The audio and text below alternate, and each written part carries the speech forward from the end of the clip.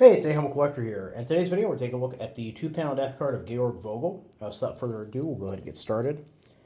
So right off top we have a nice photo of Georg there, and move it to the text on the side. Remembering my dear husband and father in prayer, Georg Vogl, who is a sawyer, which is a sawmill worker from Breslau, who died in Silesia in 1945 and was buried in Breslau on February 25th, 1945. So, unfortunately, I was not able to find a casualty record for Georg. However, I did get a hit for him on Volksmund. He was a Grenadier and was born on September 23rd, 1914 in Breslau, and was killed sometime between February 23rd and 25th.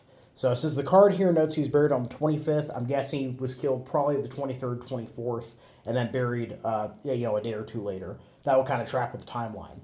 Now, the fact that he was killed in Breslau was pretty interesting because Breslau was a fortress city. So the point of the fortress cities that were declared is that the soldiers that were stationed there were supposed to fight to the last man, hold the enemy off for as long as possible. And at the time of Georg's death, the city was actually under siege. It would be the last of these fortress cities to fall to the Allies prior to the end of the war.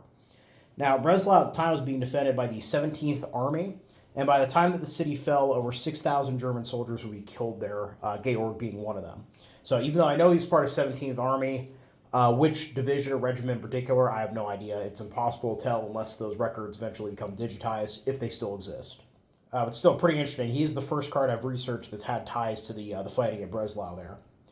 Moving to the bottom, you had to leave us so early, you dearly loved heart. Now we stand alone and abandoned in great bitter pain. You were so kind, so good in your life. You willingly did your duty. May God give you the reward. You will not be forgotten. And then moving to the back of the card here. Pray for us, O most sorrowful Virgin, so that we may become worthy of the promises of Christ. Most blessed Jesus, be not my judge, but my Redeemer. A 50 days of indulgence each time, as laid out by Pius IX in 1851. O Mary, one conceived without sin, pray for us who take refuge in you. And that's a 100 days of indulgence as laid out by Leo XIII. So yeah, overall, pretty interesting card, even though I wasn't able to find exactly what unit Georg was a part of. It's interesting that he was part of the defense of the last fortress city to fall during World War II.